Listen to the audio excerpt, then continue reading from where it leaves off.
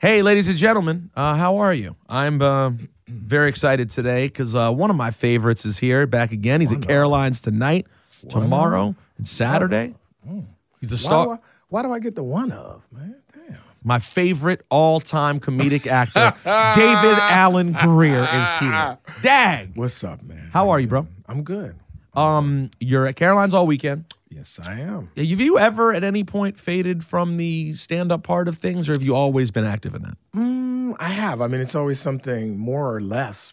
This year's probably the least amount of shows I'm going to do since I started, just because I was doing other stuff, doing the Carmichael show for the first half of the year. Then I just wrapped a game show.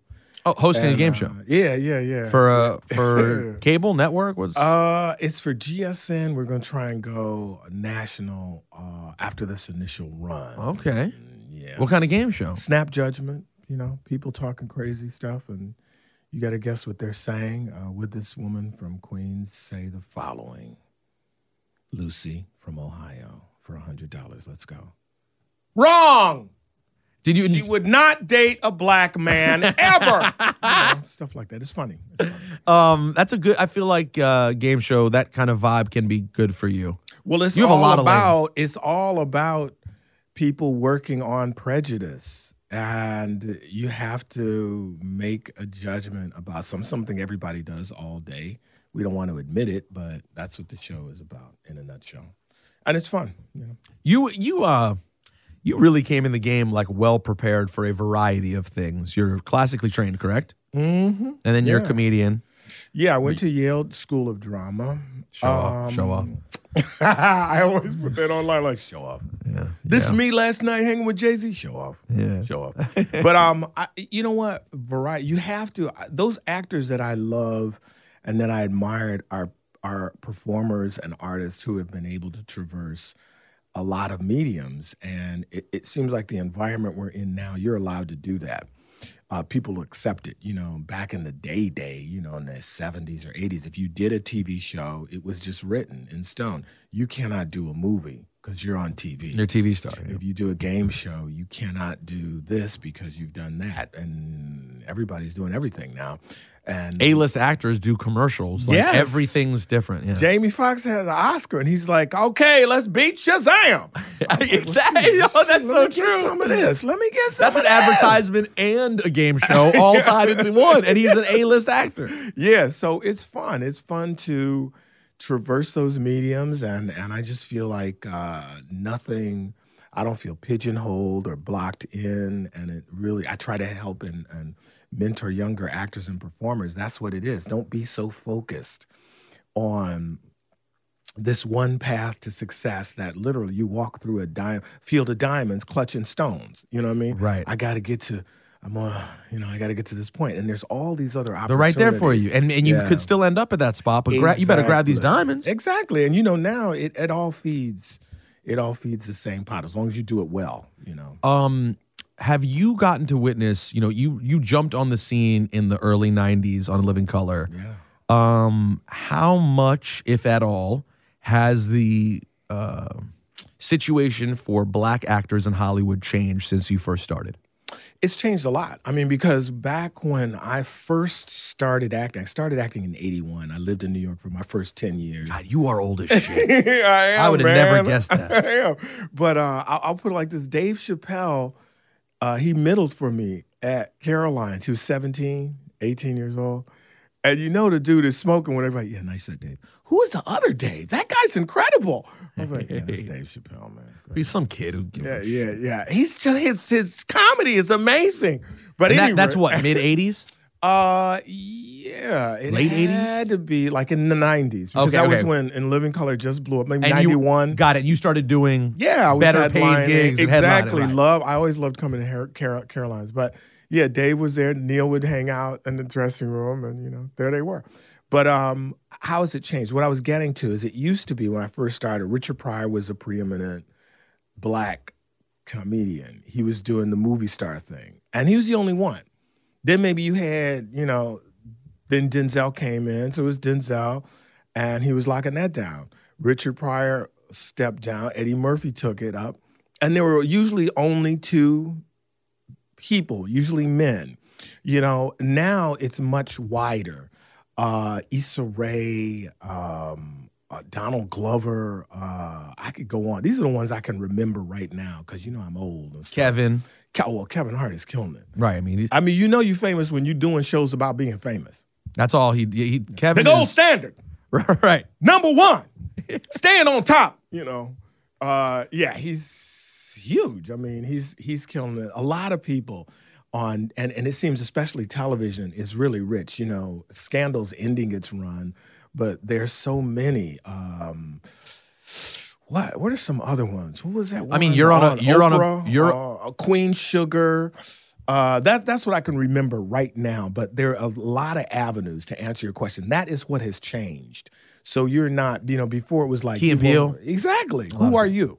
Right. Who are you? Well, we're looking for Denzel for the serious, or Richard Pryor for funny, or Eddie Murphy. There was no in between. There was no come up between those. Now there's all this other stuff. Also, the ability to create and control your own message. You know, think back when Prince, when he released his first album online, everybody was like, "That's too bad, poor." You know, ain't nobody gonna buy it. Yeah. But he saw the future. I mean, He knew what it was. Yeah, Chance the Rapper, who is like killing it, all on his own terms and controlling his destiny, defining himself to others, no longer beholding to a record company or a corporation saying, "We see you as this, you know, why don't you put this suit on?" Well, it's a good transition into what you've been working on, the Carmichael Show. Yes. Which is this really ending? Is he really walking away from it? Yeah, it's done. It's not that he walked away from it. It was canceled, okay? I mean, I know everybody on the internet, people just start blowing Oh, up. yeah. So he walked away? I mean, he just said, you know, I'm done. Either way, it's like this. You know, they took us off for over a year. They dumped all the episodes in the middle of summer. I mean, it's a dysfunctional relationship. You know what I mean? That's like being with a girl like, yeah, we together, but I can't see you for a year. God. Your relationship's in trouble. Okay? So Because on the outside, and Gerard's a friend of mine. He was here recently. I just, you know, it just looks like he's killing it, right? And I'm so mind blown by, and regardless of how it ended, it doesn't matter. He still accomplished this. The fact that he got that show is unbelievable, right? At the stage in his career, to get a show named after you on primetime network TV. Yes. So I get so caught up in that being amazing that you're not necessarily as a consumer thinking about like, well, when are they airing the shows? Are they really putting their resources into it? That's the business. Right. You know, and what you're pointing to, it's much more involved than the final product. You know, so that's why they say, why did it get canceled? I was surprised we got picked up this last time because it was really at the 9th hour, upfronts, and all the reporters kind of pressured NBC to pick us up because of our critical response, and people really turned on to the show. So there's a lot of politics and corporate maneuvering that goes on beyond that. We had our champions at NBC, but they just never valued this show, okay, as much. How did it get on in the first place, though? I don't know, man. I mean, I know that, you know, I met Gerard in 2008. Okay. I met him and Rel. I think I was hosting a Lil Rel Howery. Right. Of course, who now you may know as like the star of Get Out. Yeah. Get out. Don't ask me for advice. I told Jim Carrey, I was like, man, nobody gonna watch a movie of you acting crazy. I will, but nobody else will. It blew up. Nailed it. Rel, what's up, man? It's not like you're gonna star in a movie and kill it, #1 movie. It happened. Still there. So, you know, we all met. I met those guys, and Rel and I actually talked online. He was like, yeah, I'd really love to work with you. I was like, yeah, step back, please. Step back. Excuse me. Maybe sometime. Just move out my sight line. And so here we are, him and Gerard. We're all on the show. I'd heard about Gerard doing a show. Then I read the script, and I was like, well, I want to do this. And when I went into audition, I saw Loretta Devine coming out. I knew her from Dreamgirls because, you know, we were on Dreamgirls on Broadway back in 83, 84. And I was like, man. And I kept calling my agent after I auditioned going like, did they hire Loretta? And they were like, they're not saying. I kept calling her. I was like, what's up? We finally read together. We all got on this show, and it was gold. It was money. So it was good from there. But to stay on for 3 seasons was an accomplishment because at each interval, you're fighting for your position. That's what people don't understand. to keep on, to stay on, not get canceled, to be presented in the right way. And for Gerard to maintain his voice, which he did. He did. On his terms, it's everything I just said, throw that out the window because we're all working for NBC. They are a corporation. They do control and decide a lot, but you can still decide your own fate because for the first time now with Twitter and Instagram and all that, we communicate directly with our fans. The fans come back at us. We all together can go at any corporation, any politician. We've all seen it work. Of course. So there is power in that. And when I talk to young actors and artists is don't abuse that power, use that power. This is awesome. You have an opportunity to define yourself to others as opposed to people saying, I only see you as this. Right. Right, you have that's a really good way of putting it because I often am so down on social media and stuff, but that is a really good point. It does give you the opportunity to constantly build who you are and give it directly to people. Yeah, the guilty crack of social media, Rob Kardashian and Black China. I was like, what? Oh my God, I'm too old for this. What? He did what now? He said, "Oh my God, I'm too old." $100,000 for what? Oh my God, that's fun. Right, that's the low budget cheeseburger part of it. But there is at least like a turkey BLT, right? That you can show your brand. Yeah. And now, real quick, just going back in your life, you mentioned Jamie Foxx earlier. How many of the cast members from In Living Color did you stay tight with over the years? It's like going to college or growing up. The Wayans are always family. Marlon's show is about to come on NBC. I know, yeah. Very excited. As soon as we were canceled, he was the first person to hit me up. But I'll be promoting his show as well because that's my boy. He's family. I want people to watch his show. I wish him success. I hope he succeeds. And Marlon's been killing it the last 5 years. Yeah, man. I'm like, did you get a diagnosis, man? Because you're working like you got 6 months to live, bro. No. It's funny you say that because you say diagnosis. I say, man, maybe that's the right word. Also, I told him I was like, yo, you've changed in the last 2 years. He calmed the fuck down. Yeah. He focused. He grew. But like it happened. And like I was telling him last time he was here, I was like, I'm really proud of you because I'll tell you the truth. When Marlon used to be on the calendar to come in, I would kind of be like, oh fuck, Sean's gonna be here. Sean's not gonna be able to get a word in edgewise. Marlon's gonna be jumping off the fucking ceiling, and like some of it'll be funny, but some of it'll be so hard to even do that. It's hard to put it. And now it's like, not only did he change in this personal way, but professionally, he's so focused and his stuff he's doing so good. Exactly. He focused that energy. For one, Marlon has always been amazingly talented. I'll tell you a quick story. When he was really young, he came to LA and he was like sitting on his sister Kim's floor and he said, look, man, this is when they were doing Batman, the second Batman. He said, man, if I could meet Tim Burton, I know I could be cast as Robin. So Kim and then we're all like, man, are you crazy? I ain't gonna have no Black Robin. What's wrong with you? He said, no, I know I could do this. If I meet him, I know I could do this. Long story short, he gets a meeting with Tim Burton. He's cast as Robin. And what happened was the part of Robin was written out of that movie. But what I'm saying is this is a dude who manifests his belief. It happened.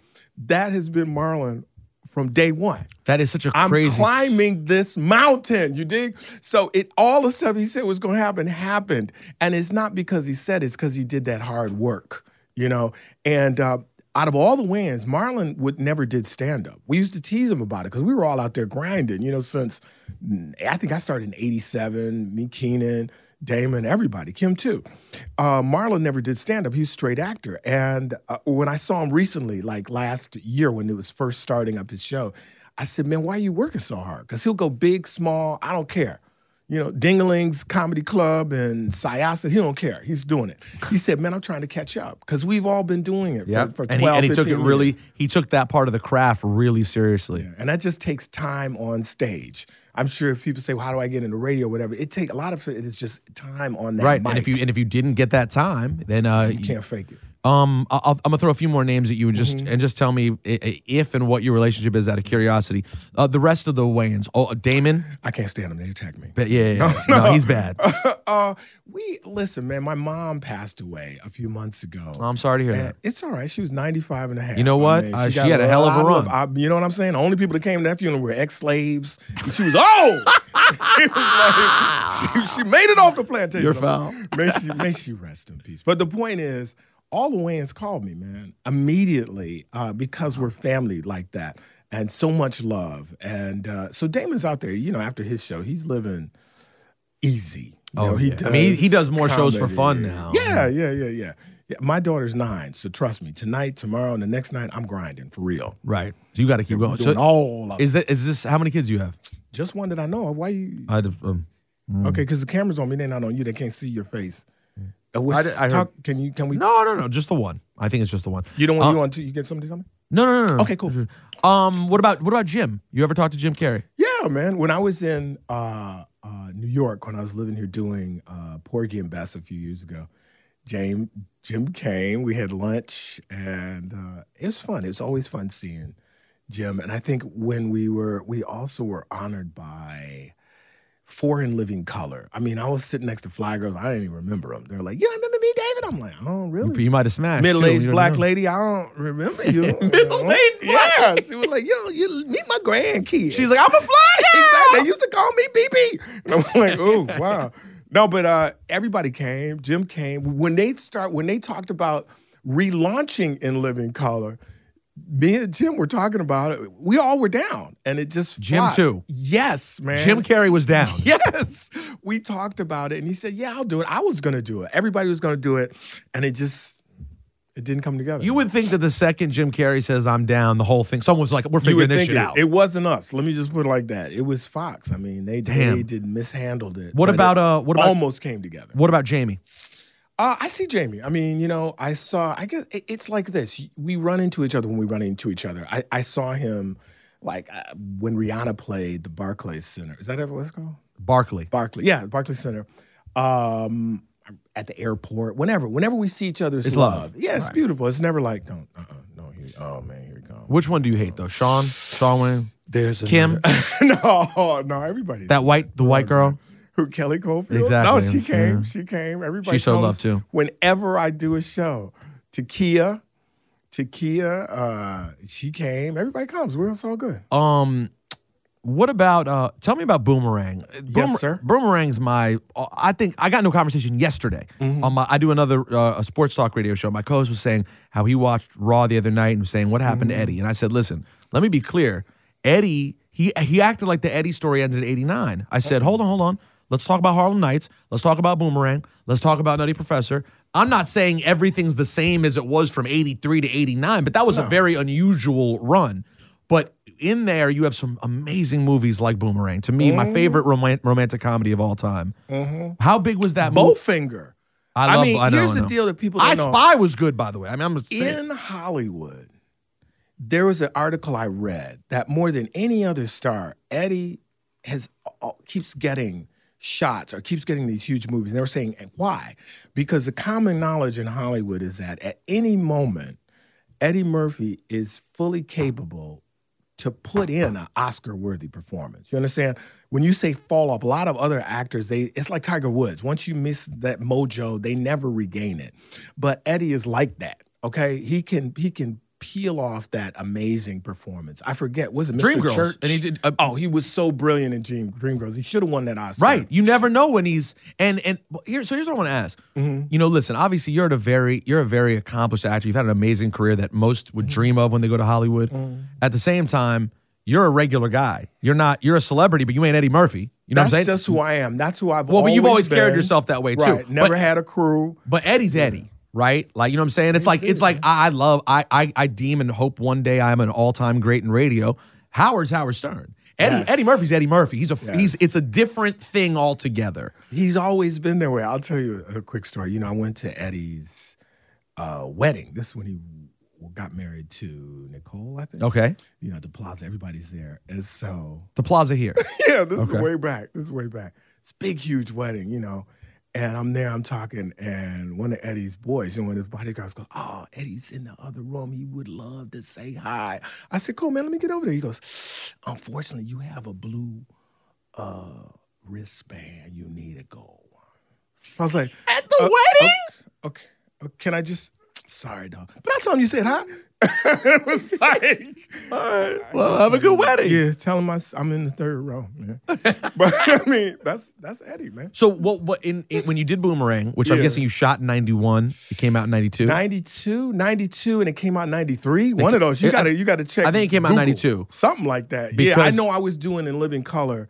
Keenan didn't really tell Fox. This is how cool he was. He said, "Look, man, as long as you get back by this and this time, just go do the movie." So okay, I would fly, I would rap in Living Color, take, it was called MGM Grand back in the day, this private, semi-private airline. They would fly us back and forth. So they flew me back and forth, and I was doing them both at the same time because I literally left the set to do the halftime special, and then I flew back. And when I left the hotel, we were at the Riga Royal. Mm-hmm. All the bellmen and all the doormen were lined up, and they were like, "You better be funny." And I was like, "Oh, man, this is serious." So I went out, did the show, and came right back, and we continued filming. I mean, that was nice. I mean, yeah, the fact that well, that just shows also that Keenan wanted you to win and knew what that could be. Yeah. What was I want to ask this without being offensive to Eddie. Was he a normal guy? Like when you're on set with him working, it's his movie. That was his baby, Boomerang. Yeah. What was he like to work with? Here's what he was like. The scene when we had the family scene, and you're so good in that, by the way. You're a tribute to Eddie, because my part as written in the script was really nondescript. He was just the best friend, Bernard or whatever his name was, I forget. And so I'm sitting there as we were filming that scene. I said, "What would be the most embarrassing to happen to you? Your parents do a quickie in the bathroom." So I go over and I whisper to Eddie. Eddie fell out laughing. Then I saw him walk around the room and tell Warrington Hudlin, who is a producer. Mm-hmm. Warrington fell out laughing. Then I saw Warrington and Eddie go over to Reggie Hudlin. Gerard, by the way. Yes, Gerard. What did I say, Bernard? I was close. You're close. But wait, so they go tell Reggie, and they set up for this scene, and we could never get it right because Eddie kept laughing during the take after take. So I figured it didn't work. It won't be in the movie. What I'm getting to is he did all of that on the spot. It wasn't to serve me. It was because it was really funny to serve the movie. It was Eddie had seen Reggie Hudlin's class project from college. He'd seen every movie I'd ever done. He tried to come see me do Shakespeare in the Park. He is not about the BS. He is fully knowledgeable, brilliant, and giving you an opportunity because he knew that if I make you funny, it's going to make this film funnier. A lot of people don't think like that. A lot of people think, "I want his line." What did he just say? Yeah, I want that pop. Yeah. I want over the because I've heard it. You've seen that happen. I've seen it. Oh, yeah. I've seen it. Yeah, that line's where we good, rehearsed it. Well, go ahead, man. Go ahead and riff. Do your thing now. You go to the trailer. You come back 10 minutes later. That's their line. That quote-unquote star has all your lines. Really? Okay? Oh, yeah. I've seen it. I've been there. Eddie set you up. You looked, let you shine, I should say, because absolutely. First of all, on that part, I mean, the way you act when you're like, "Man, they in there fucking." Hey, man. And it was about a 5-10 minute. We improv all the way down the block. It was two blocks of improv. Me and John, and I think her name was BB. We just kept going at it. And man, and that scene, for a guy who worked really hard for a long time, that's the scene that made John Witherspoon. Hey, man. From that moment on. on. He's still doing it every night. Bang, bang, bang, bang, bang. But the whole day, he's like, "I can't believe they got me being your daddy. David, I'm 10 years older than you." I was like, "Well, I didn't, talk to Eddie, man. Why are you yelling at me?" But anyway, that was Eddie, man. He was real cool. He said, "Man, come hang out at the house." I'm just not good at, hanging with real famous people. I'm just not, that's not really my thing. I loved Eddie, though. It was really cool. Me and Martin hanging out in Bubble Hill, back in the day and all that. It was nice. It's just such where does it rank in terms of things you're proud of that you've been a part of? Well, because people continue to talk about it, that's the greatest joy. Because you got to think, in Living Color, we had cell phones, but I think I had like 20 minutes talk time on my cell phone. Right. It was all like, "Let me call you back. Let me call you back. Let me get to the landline." Now, I last time I did a play, I was in it's like all the men had one dressing room, all the women had another. All the dudes, everybody there had their computers right there at their table. Everybody had queued up their favorite sketches from In Living Color at the press of a button. Technologically, I couldn't foresee that. There was no YouTube. There was no... People will revisit your work over and over again. Yeah, right. So I thought when In Living Color went off, I remember telling my agent, I said, well, I can headline for maybe 18 more months. Then I'll go play a, doctor or lawyer on some show, Jerome. He's the Negro doctor. We'll talk to him.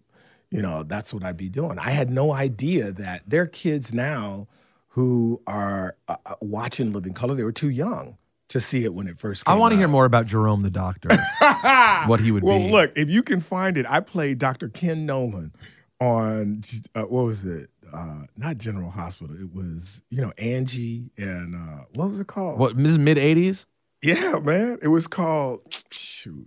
Guiding Light. No, not Guiding. One Life to Live. No. One Life to Live. One of those, man. But it was the black storyline where I was trying to, As the World Turns. I forgot now, man. It was that long ago. What did he sound like, Dr. Ken? I was like, I'm here for Angie. I just want to see Angie. We got in a big fight, and the dude beat me up, and I wasn't killed off. That's how I was killed off. I did like 6 or 7 episodes, and I went on to do other stuff. But, in the day, I was like, man, I got this soap opera, man. Oh, yeah, I was excited, man. Man, you've had a... One Life to Live. That's a big one. One Life to Live. Check that out. I think that's what it was. One Life to Live, something like that. Also, I think I told you this last time I saw you, but you know how hard I used to laugh every time at you on the rowing machine? I'd have fucked him up if it was... Well, first of all, who's doing a rowing machine now? Back in the day... Oh, the rowing machine was everything. Hey, it was, man. Back in the day, it's like, you got a rowing machine? Oh, my God, let me come over to your house, man. Do you get excited every time you hear this still to this day?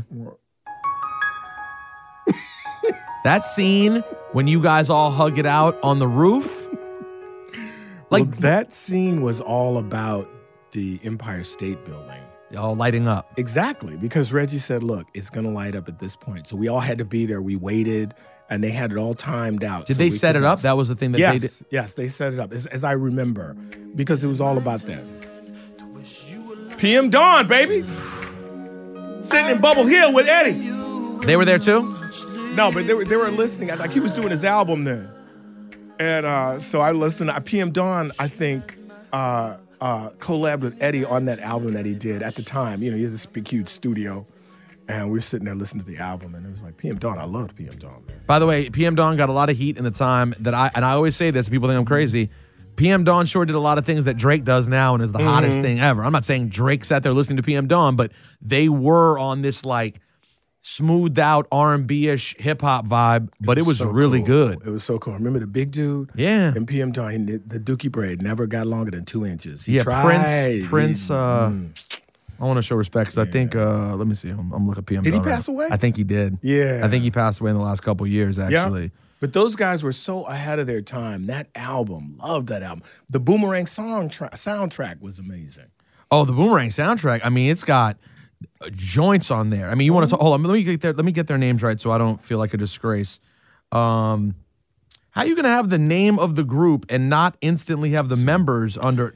This is why the world is in peril now. Prince B. Yes, Prince thank you. B. Prince B. Were they from New York? And Prince B passed away in 2016. May he rest in They peace. were from They were from Jersey City. Yo, PM Dawn. And they were brothers. PM Dawn was the truth, man. And then some other songs, if you didn't know, that made the that were on the soundtrack to that movie. Hot sex on a platter. Hey! Oh! Hot sex. Oh! I got just got a club moment, baby. 2 things happened. I was in a club and Q-Tip was DJing. He's like, ladies and gentlemen, David Allen Grier is here. I was like, oh shit, I still got it. What's up, man? What's up? It was beautiful. Oh, just getting a shout out from Q-Tip for the club? Yeah, was lit. Heck yeah, it was beautiful. Hold on, that's not it though. Oh, is it not in here? Hold on, let me see if it's, because a lot of people don't remember. This was was so rare, I think, in my opinion. A moment when a line from a movie, tell me if you know where I'm going here, basically sets off a singer's career. Because your love interest, sadly, and something I related to way too well. I related way too well to, like, you deserving Hallie. And how real was that though? The sweet girl and the sweet guy, and you're just stuck in that friend zone, and she wants the playboy. Yeah, man. Yo, by the way, Halle was awesome. I mean, here it is. She's the only one. She looks better today than she did in '92. How's that possible? No, listen, I want to tell you one thing. Halle looks incredible right now, but I don't know if I can go that far because her cuteness level. The hair was brand new. We hadn't seen that yet. You know what I mean? I love Halle now. I love her forever. But there was something about that look. And by the way, this is in the video for this song. This is what launched Toni Braxton's career. And then take it a step further, and then Toni Braxton had the same haircut. Yeah, I'm sick and tired of men using love like it's some kind of disease you just catch. Love should have brought your ass home last night.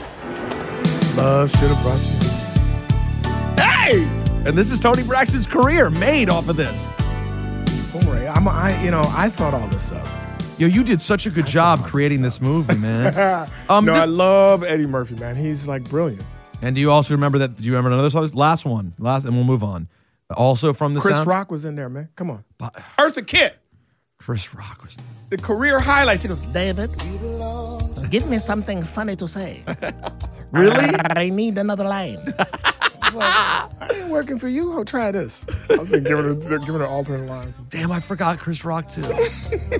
And this Jeffrey Holder, when, Grace Jones. Grace they all Jones. worked at the company, man, the ad company.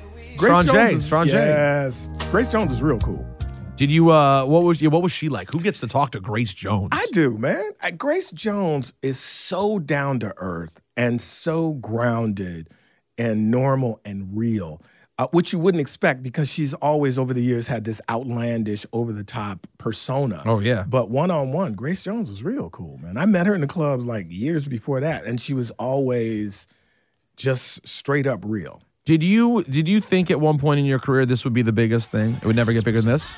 Men on Films. That's very black, though. You got to pause real quick, baby. Men on Films. Not Yeah, film? with black people, you always got to put an extra S. What's up with black people and pluralization? We just want to give you more. Gerald's and them.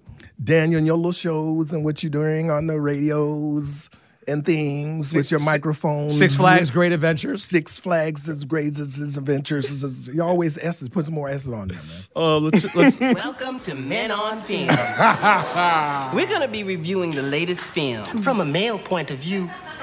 First up is that controversial movie, Do the Right Thing. Now, I really like little Spike Lee's courage in making this Little film. Spike Lee? Spike Lee didn't like that. He didn't? No, man, we were going back and forth, man. But it's all smoothed over now. I know. Well, why didn't he didn't like you guys even talking? Because he just was like, he wanted to be black, strong, 24/7. It's no joking matter. This is revolution, man. We're warriors out there. We can't play. We can't smile. We can't wink. We can't do nothing.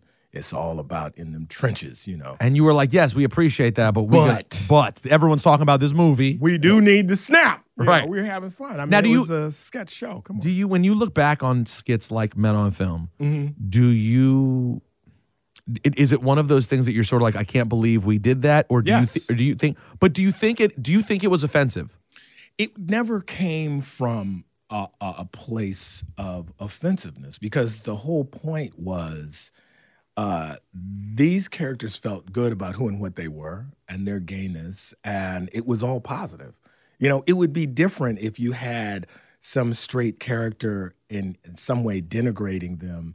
So that's where our point of view is from. But, you know, it can be argued, and it was then and now, that this was an over-the-top stereotype, and it did not help the gay community. I understand and empathize and that feeling, okay? Sure. That feeling, and it is totally legitimate. Also, we are not a member of that community, yet it's all about appropriation, cultural, and all that. I mean, that's the conversation now. You dig? That's the conversation now. I can tell a black joke. You can't. I can't, you know, all that kind of stuff. Right, so does that make it different? Does two straight guys making... Of course it does. I mean, you know, to some members of the gay community. Now, as I remember it, younger viewers, younger gay viewers, younger viewers of the community were totally down with Men on Film. older, more conservative gay men and women were like, no, that's foul. So, but back then you had to call the station or write a letter or send a fax. There was no Twitter. There was no Facebook. But isn't it funny? Isn't it funny that you'd think, as progressive thinking people, you would think that I would, and you would, maybe you disagree with me, would be like, well, isn't it great that today it's so easy to do it? But ultimately, it's like, no, because the outrage ends up being false. Yes. Whereas back then, you had to actually offend someone to the point that they were willing to write a letter. And that is what it should be. Yes. If you're going to go for someone's career, you should at least be willing to take the 10 minutes to write a letter. As opposed to press about, how dare you? How dare you? That's it. And then the trend starts, and it's like, well, hold on. No one's even thinking. They didn't even watch it yet. They're just jumping on your hashtag. Amen. Y'all would have gotten lit up today for this. And ultimately, it would have been like, gay people would have probably watched it and like, well, it's actually pretty funny. So I don't know. I mean, I can't speak on that. I just know back in 90, 91, 92, that's what we did. It was always from a place of love, but I understand. Well, it's not like watching Delirious. Like, yeah, right. You go back. That's what I mean. We weren't coming like that. And by the way, I love Delirious and Raw, but if you watch Delirious, there are moments where you will go, this is a little hard to watch in 2017. There is some homophobia there. That's tough. Yeah, man. But one of the things I loved is that, originally when that sketch Men on Film was written, these movie titles were made up. They were written by the writers. And somewhere in the rehearsal process, we thought it was much funnier and more subversive to take a movie that was quote unquote had no gay theme in it, and we implied all of it because that's what made it even more. So really, we see what you're doing. All these men together in the trenches, all fighting, sweaty, and that's what made it even funnier. So that's kind of how we did it back then. Okay, what we did then is what we did. Right. It's hard. It is a very It's crazy. I go back to even listening to podcast that me and Cypher did 10 years ago, and I've always been very progressive. Violation, man. Y'all clearly were off the rails. Exactly. You should have been checked. How dare you? No, completely. Before we let you get out of here, this weekend again, Caroline's all weekend. There are still some episodes left of Carmichael's show, right? Yes. This thing ain't over. I think we're on like episode 4 or 5 or something. We did 13. So they're still coming weekly and still watch. I mean, support to the end. They're covering. You guys are covering some amazing things. Has it been hard for you? What's been your? I mean this mostly as a fan. Obviously, those who were most affected were the people who were personally affected. But I think it's very tough for comedians who grew up loving Bill Cosby to sort of go through what's happened. And obviously, no one's worried about the feelings of comedians, but. Separately, it is a weird thing because I'm guessing he was at some point influential on your life. He was a mentor to me, man. I mean, personally, yeah, oh, yeah, and so that is a capacity I knew Mr. Cosby, Dr. Cosby in, and he was really. I remember having lunch at Bill Cosby's Brownstone. This would be, in Philadelphia. This is in in New York City. Okay, Damon Wayans and I, and this was. Such an incredible afternoon. I've said this before. I remember in the moment going, I wish people, the world could see and experience this person that is before me. I didn't know. I didn't know until later, all these accusations. And I'll just put it like this, man. If 50 people tell you I did anything, believe it, okay? If they tell you I ate a baby, 50 people. 50? 50 They don't even know each other? 50 people. That means you got to take 20 out that are crazy. Right. Take another 10 that are lying. That still leaves 20.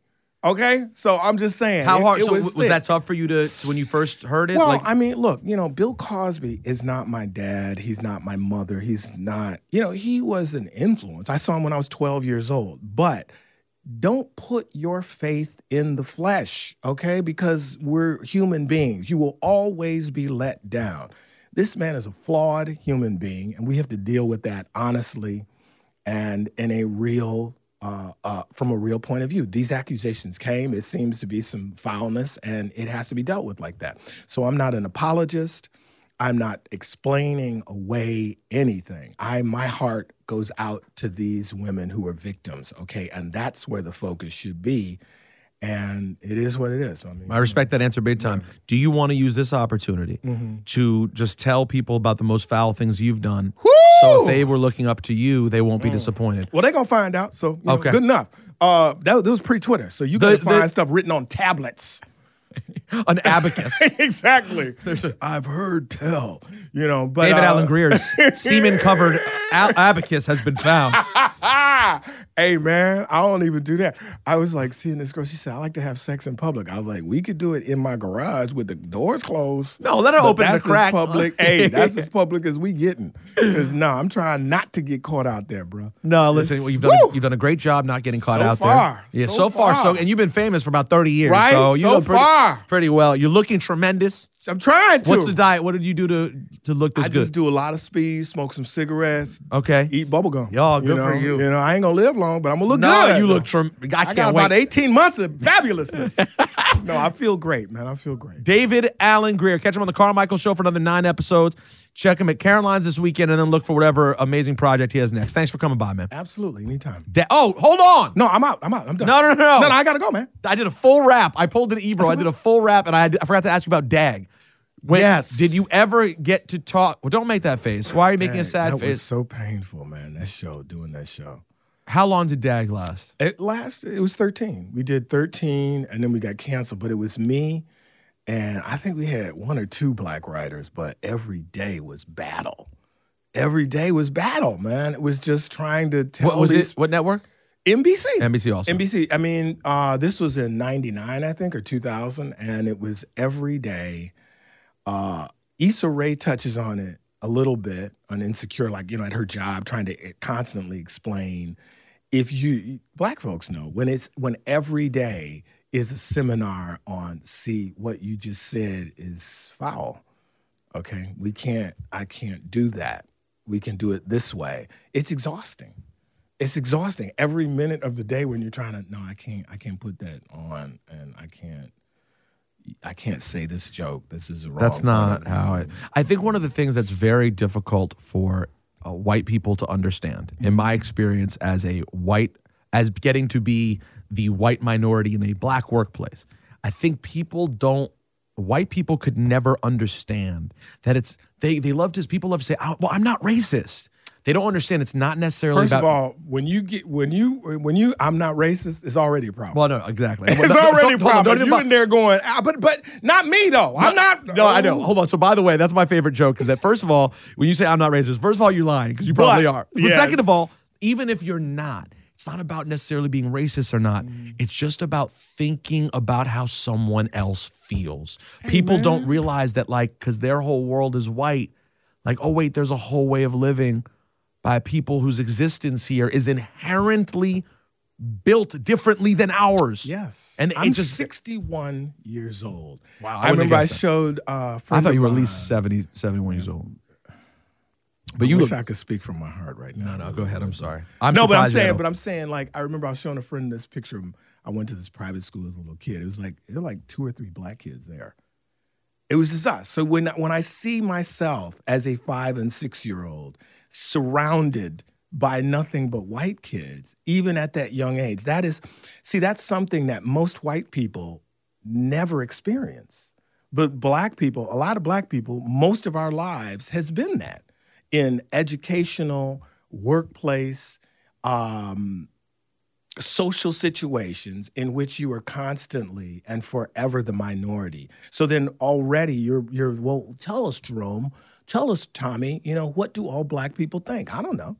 But that is a normalcy for a lot of people of color that we just traverse. That's the world in which we traverse. And it's changing, but that is it. But it's so slow. Go to Africa. Go to Jamaica. Go any place where it's all black people and you are the 1 or 2 white people. Then you will know in a nutshell what a lot of black people just know stat every day. And that was the process of trying to make Dag happen. It was. And it was just, my thing is, at the end of the day, if we were working together, I'm just about that grind. That's what I will respect most about you. What are we willing to collaborate on? What are we willing to give up to contribute to make our project the best? Okay? I never go in, and I didn't, and I don't do that. I want the most lines. I want the most this or that. I'm going to eat all the food. The ship will sink, but my belly will be full, because that's a failure. So I don't work like that. I don't think like that. And I need to be surrounded by people like that, so let's make this the funniest show ever. That's why I'm so proud of the Carmichael Show, because we got 3 seasons. Yeah, I wish we would have done twice as many shows. I wish we would still be on, but I stand by each and every episode we did. Proud of them. There's not one moment of that show where I'm like sitting in the car going, ugh, you know, I got through that day. No, they're all great, and I'm proud of them. Someone said to me recently in a meeting, they said, if you're at a job in which you are not embarrassed of the work you're doing, you're proud of it, and you're having fun doing it, the value to that, it's invaluable. Yep. There's no getting offered more money somewhere else that you wouldn't enjoy that can equal up to being proud of the work you do and enjoying doing it. It sounds cheesy, but it's so true. It's such an elemental lesson. I was watching a video of Steve Jobs on his deathbed. You know, he knew he was dying. So upbeat thing to do. Was it a Friday or Saturday? Or Well, I just come from church and my annual visit, by the way. Right, of course. No, but he basically was saying that. He said, you know, I have all the money in the world, and he basically said what you just said, you know, your integrity is more important than any of the money in the world. I know this because I have all this money. You know, if you don't feel good and proud of the work you're doing, if you're not doing something positive that's enriching, then you shouldn't be doing it. You're not the first person to compare me intellectually to Steve Jobs. I don't think I did that, sir. Thank you very much, David. I appreciate it. Men in this David room, Allen sir. Grier, Guys, ladies pipe and down. gentlemen. Come on. He's at Caroline's Guys, all don't leave weekend. me alone out here like this. Tell this white man that he's crazy. Sir, you with the glasses. Oh, you pointing to him. He's behind you pointing to him. Now he just turned away. See, that's sad. Hey, Dave, thank you, man. Yeah, man, anytime. Cheers.